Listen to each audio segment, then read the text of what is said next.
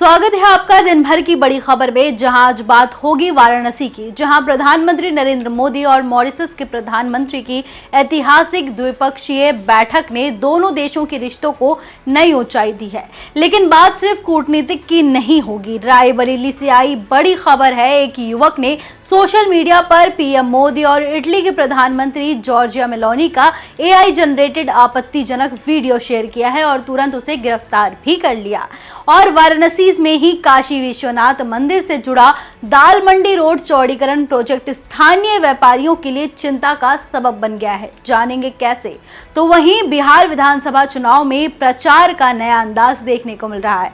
नेताओं ने road show छोड़ हेलीकॉप्टर के जरिए आसमान में अपनी मौजूदगी दर्ज करा ली है। वहीं विदेश की खबर भी कुछ कम दिलचस्प नहीं है। आपको बता दें, अमेरिका में F1 वीजा का रिजेक्शन ऐसे युवक को मिला जिससे वीजा अधिकारी ने कहा कि तुम पहले से ही सफल हो। तो चलिए एक बार सारी खबरों पर नजर डालते हैं।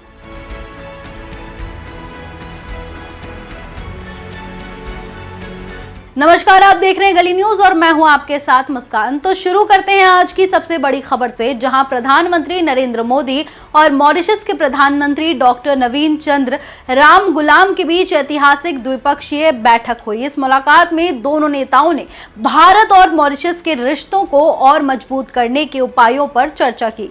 प्रधानमंत्री नरेंद्र मोदी ने कहा कि भारत और मॉरिशस सिर्फ साझेदार नहीं है बल्कि एक परिवार है।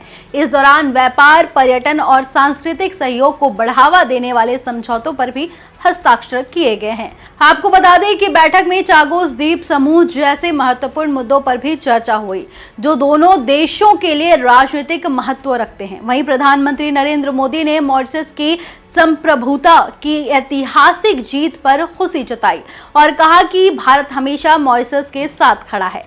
यह मुलाकात आपको बता दें कि भारत और मॉरिशस के बीच रिश्तों की नई ऊंचाइयों तक पहुंचाने की दिशा में एक महत्वपूर्ण कदम है और आने वाले समय में इस साझेदारी को और मजबूत होते देखा जा सकता है।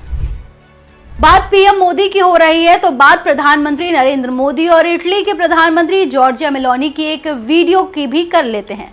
दरअसल प्रधानमंत्री नरेंद्र मोदी और इटली के प्रधानमंत्री जॉर्जिया मेलोनी की एक वीडियो सोशल मीडिया पर काफी ज्यादा वायरल हो रही है, जिसके बाद वीडियो बनाने वाले को गिरफ्तार भी कर लिया गया है। लेकिन ऐसा क्या था उस वीडियो में? दरअसल सोशल मीडिया के इस जमाने में सच और झूठ के बीच की दीवार बहुत ही ज्यादा पतली हो चुकी है और अब AI ने तो पूरा मामला और भी ज्यादा खतरनाक बना दिया है। रायबरेली से आई एक बड़ी खबर ने सबको चौंका दिया है। यहाँ के बनावा गांव का रहने वाला दुर्गेश नाम का एक युवक गिरफ्तार हुआ है और वजह क्या है? अपने इंस्टाग्राम पर पीएम मोदी और इटली के प्रधानमंत्री जॉर्जिया मेलोनी का एक AI जनरेटेड आपत्तिजनक वीडियो शेयर किया। भाजपा कार्यकर्ता हरिओम चतुर्वेदी ने इस पर आपत्ति जताते हुए पुलिस में शिकायत दी और मामला सीधे थाने तक पहुंच गया। आपको बता दें, पुलिस ने फौरन कार्रवाई की और उस शख्स को गिरफ्तार कर जेल भेज दिया गया है। रायबरेली से अब वाराणसी की ओर चलते हैं। आपको बता दें, उत्तर प्रदेश सरकार वाराणसी में काशी विश्वनाथ मंदिर से जुड़ा एक और अहम प्रोजेक्ट शुरू करने जा रही है। इसके तहत मंदिर के नजदीक तक जाने वाली दाल मंडी रोड को चौड़ा किया जाना है। प्रोजेक्ट के तहत 215.88 करोड़ रुपए की लागत से रोड की मौजूदा चौड़ाई 3 से 4 मीटर को बढ़ाकर 17 मीटर तक किया जाएगा। आपको बता दें कि प्रोजेक्ट की घोषणा करीब 5 महीने पहले ही की गई थी और अगस्त में राज्य सरकार ने इसे मंजूरी देते हुए बजट भी स्वीकृत कर दिया है। हालांकि ये परियोजना वहां रहने वाले लोगों और खासकर इलाकों के दुकानदारों के लिए चिंता का विषय बन चुका है। सड़क को चौड़ी करने के लिए उसे सटी कई दुकानों को हटाना होगा। हालांकि कई दुकानों पर सालों से बकाया प्रॉपर्टी टैक्स है और नगर निगम ने निर्देश दिया है कि जिन इमारतों को गिराया जाएगा उसके मुआवजे से टैक्स की रकम काट ली जाएगी। इससे दुकानदारों और किराए पर दुकान चलाने वालों में असमंजस और चिंता की स्थिति पैदा हो गई है। आपको बता दें, ये प्रोजेक्ट जहां शहर की यातायात व्यवस्था सुधारने का दावा करता है, वहीं स्थानीय लोगों के लिए नई चुनौतियां पेश कर रहा है।